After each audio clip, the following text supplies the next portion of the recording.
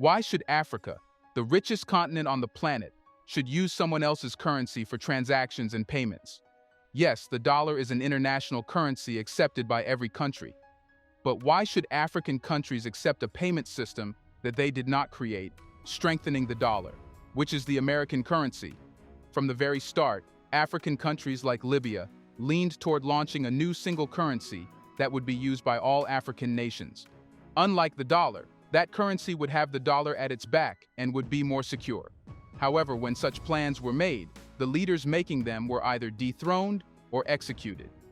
But this won't continue any longer, as Kenya has won the bid to host the Pan-African Payment System Summit in 2024.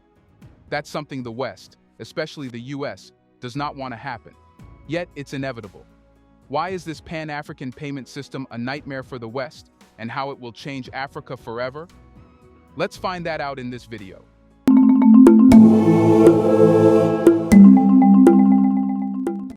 Just recently, Africa revealed its grand plan.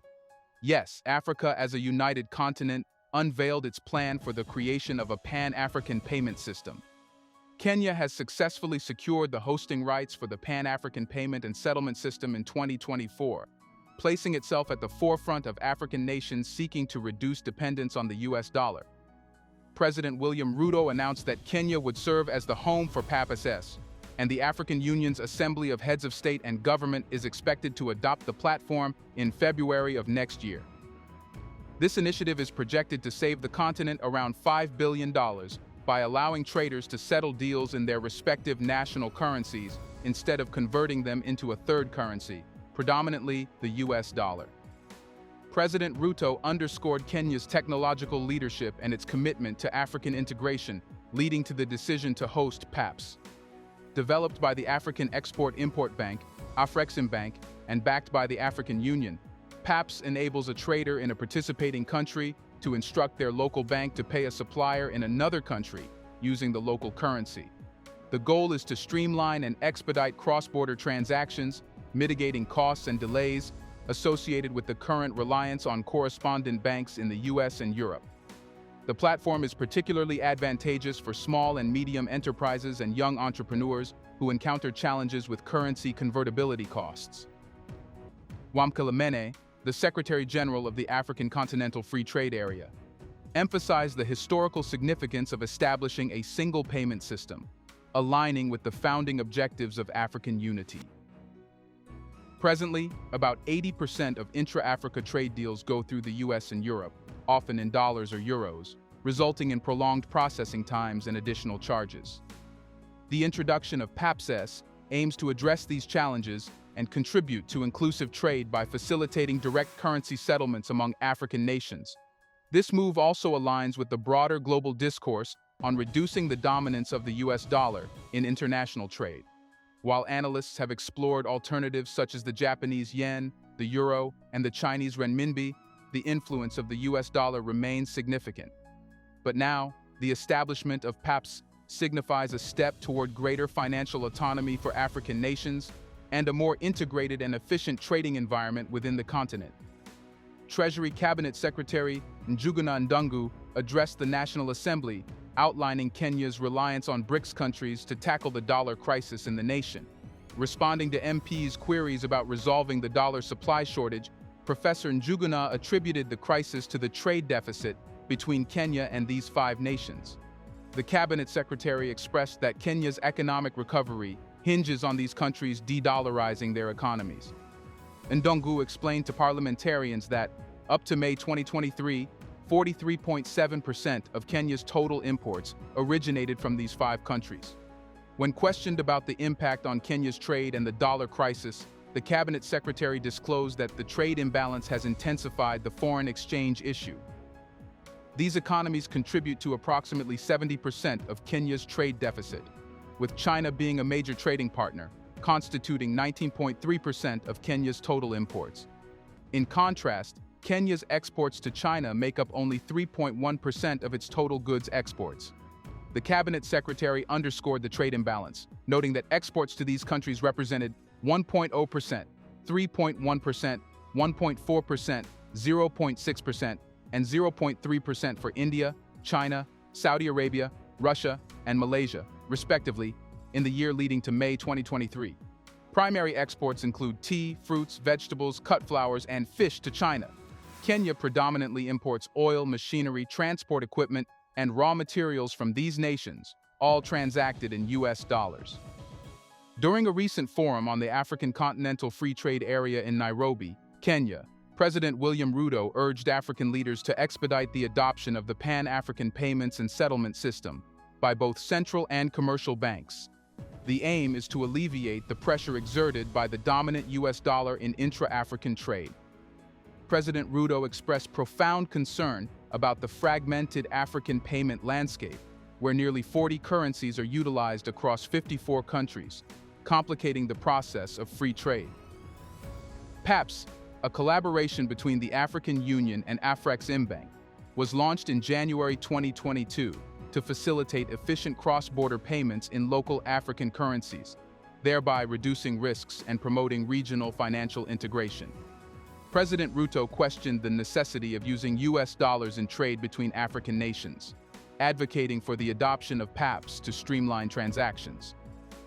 Before the existence of PAPS, the Society for Worldwide Interbank Financial Telecommunication, SWIFT, served as the primary platform for African banks in cross-border transactions, causing an estimated annual loss of nearly $5 billion and undermining trade within African countries. Despite being faster and more cost-effective to transact with distant Western countries, intra-African transactions face challenges. Currently, only 9 countries are part of PAPS, with every central bank expected to enroll by the end of 2024, and all commercial banks by the end of 2025.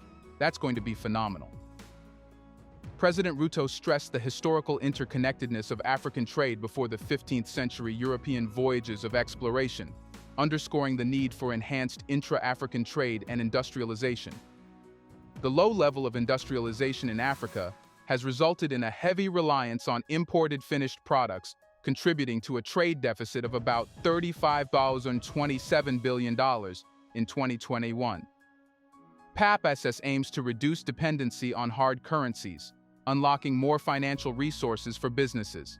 It is making strides beyond Africa by partnering with BUNA, a subsidiary of the Arab Monetary Fund, to achieve interoperability, facilitating fast, secure, and affordable transactions between the African continent and the Arab region. Despite the potential benefits, the urgency for African countries to adopt PAPS is emphasized.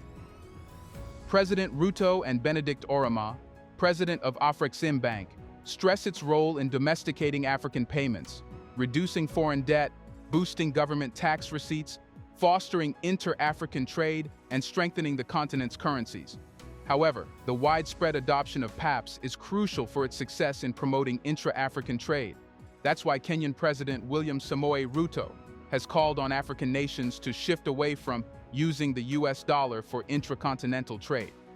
Addressing the Djibouti Parliament, President Ruto underscored the importance of abandoning reliance on the US dollar for trade transactions between Djibouti and Kenya. Currently, traders in Djibouti and Kenya are required to acquire US dollars for trade between the two countries. President Ruto questioned the necessity of involving the US currency in trade activities between the two nations. President Ruto emphasized that the African Export-Import Bank provides a mechanism that enables traders within the continent to engage in trade using their respective local currencies. Afreximbank facilitates payment settlements in local currency, making transactions more seamless. The president expressed Kenya's support for the Pan-African Payment and Settlement System administered by Afreximbank. President Ruto questioned the practice of buying goods from Djibouti and paying for them in US dollars, stating that there is no valid reason for this. He clarified that the intention is not to oppose the US dollar, but to promote more unrestricted trade. He suggested that purchases from the United States can still be settled in US dollars, while transactions with Djibouti can use local currencies. President Ruto's remarks highlight Kenya's commitment to fostering greater economic integration within Africa and reducing reliance on external currencies for regional trade. However, journalist Simon Ateba cautioned that implementing President Ruto's call for a shift away from the US dollar may face challenges. Ateba acknowledged that while alternative currencies and regional trading blocs facilitate trade within their regions, such as the euro in the European Union or the Chinese yuan in East Asia, there are various reasons why many nations continue to use the US dollar for trading. Ataba emphasized the importance of understanding these reasons as they shed light on the current state of global trade dynamics.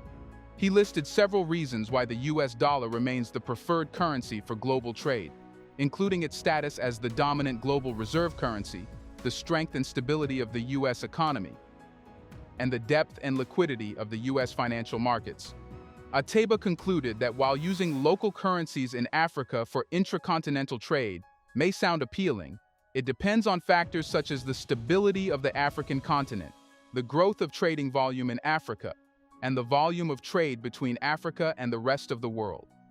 In recent months, there has been a global movement led by certain world leaders to reduce dependence on the dollar, the predominant global currency widely used for transactions. Kenyan business consultant John Mwangi, who is currently participating in the ongoing Russia-Africa Forum in St. Petersburg, is in favor of de-dollarization. He suggests that moving away from the US dollar could help alleviate the vulnerability faced by many developing countries. While acknowledging the significance of the dollar in international trade, Mwangi underscored the importance of engaging in trade with regional currencies, especially during times of political instability.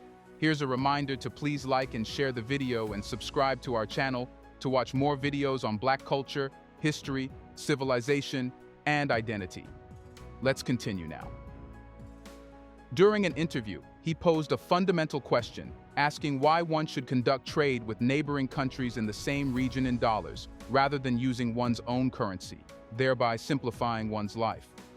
Mwangi believes that ongoing discussions at both intergovernmental and BRICS levels to identify alternative trade currencies are crucial, especially if the use of the dollar puts other countries and their economies at a disadvantage. Stressing the necessity for progress, Mwangi specifically mentions the desire to see Russia strengthen its ruble, providing an alternative currency for trade. He highlights the challenges posed by high inflation and the strong dollar against local currencies, resulting in a substantial cost for imports. Despite the current reliance on the dollar, he underscores the importance of having different options to facilitate more accessible trade. In Nigeria, various businesses are facing a downturn. The primary cause of his business challenges is the strength of the US dollar compared to the Nigerian currency, the naira, causing the prices of foreign goods, including garments, to surge beyond the means of local consumers. The cost of a bag of imported clothes has tripled over the past 2 years, reaching around 350,000 naira, or $450. At the same time, the BRICS group, composed of Brazil, Russia, India, China, and South Africa, is gearing up for de-dollarization. Although these nations exhibit diversity, ranging from democracies like Brazil, India, and South Africa, to autocracies like China and Russia, they share a common dissatisfaction with the current US-led global order. Their collective aspiration is to establish an alternative framework that gives greater influence to the global South.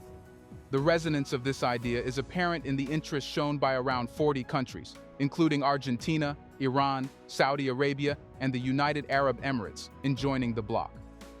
Deliberations on new members are expected to be a prominent feature of the summit, as BRICS members hold diverse perspectives on the benefits of expansion. Analyst Stephen Grews from the South African Institute of International Affairs suggests that the inclusion of more non-democratic states could make the bloc more strongly anti-Western. Already representing 40% of the world's population and a quarter of global GDP, BRICS countries now have a larger share of global economic activity than G7 countries in terms of purchasing power parity. While the discussion of a common BRICS currency is off the table, the bloc's new development bank aims to reduce dependence on the dollar. Talks about trading in local currencies instead of US dollars will be on the agenda.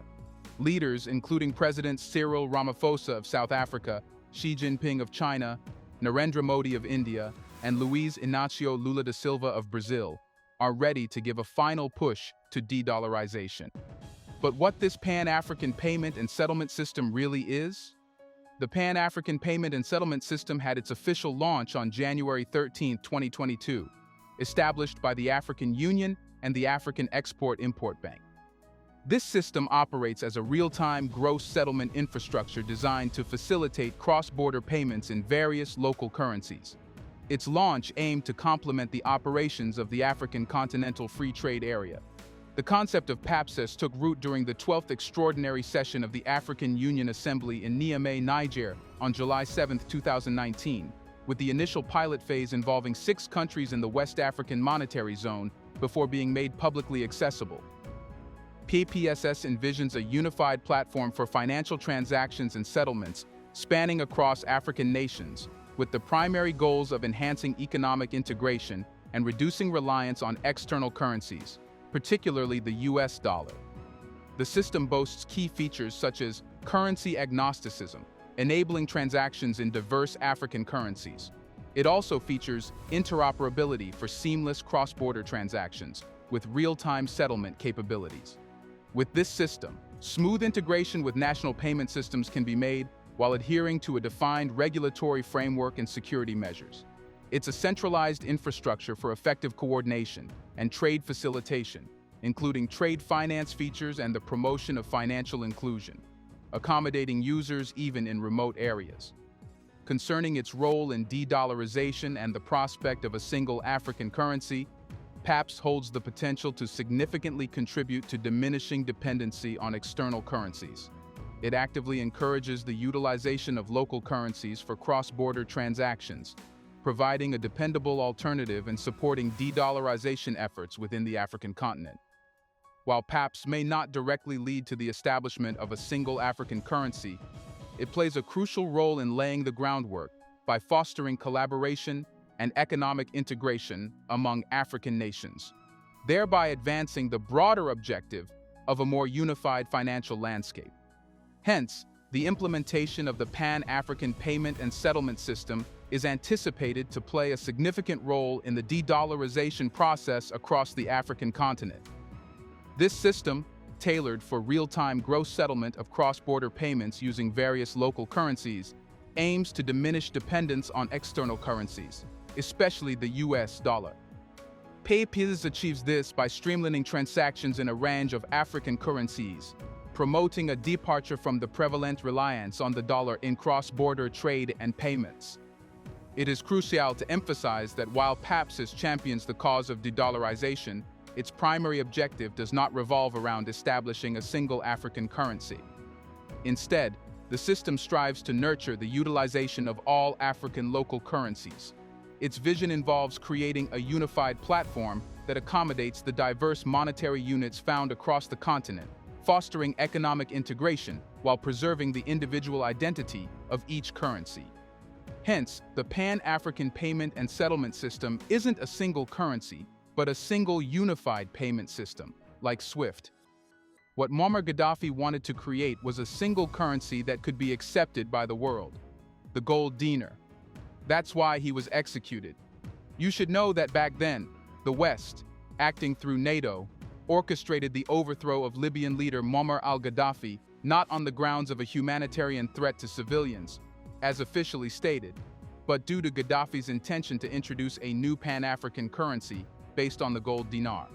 This posed a substantial existential threat to the central banks central to the Western financial and political system. This revelation surfaced in early 2016 from over 3,000 of Hillary Clinton's emails released by the State Department, strategically timed during the New Year's holiday to minimize potential backlash.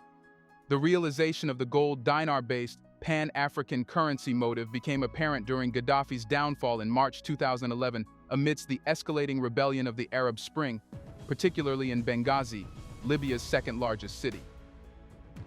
Exploiting the chaos, Western powers utilized a UN Security Council resolution to establish a no-fly zone ostensibly to protect civilians. In reality, this intervention served to preserve the central bank monopoly, especially in serving France's financial interests in its historically colonial region. French President Nicolas Sarkozy, a main figure in Gaddafi's demise, justified the intervention by asserting the need to protect the civilian population from Gaddafi's brutality. British Prime Minister David Cameron echoed similar sentiments, emphasizing the imperative to prevent the slaughter of civilians. Hillary Clinton, then the head of the U.S. State Department, reiterated the scripted narrative, framing the intervention as a means to protect civilians and facilitate humanitarian assistance. In the years leading up to the decision to topple the Libyan government, Gaddafi had undertaken significant measures to amend the nation's terrorist-associated history, including the abandonment and dismantling of its chemical and nuclear weapons programs. Despite these efforts and the removal of Libya from the U.S. state sponsors of terrorism list in 2006, Gaddafi's shift away from central banks for the benefit of millions in Africa became the focal point for Western intervention. An email from Hillary Clinton's longtime confidant Sidney Blumenthal, dated April 2, 2011, under the subject "France's client and Gaddafi's gold," expressed concerns about Gaddafi's substantial financial resources and the challenges involved in toppling him.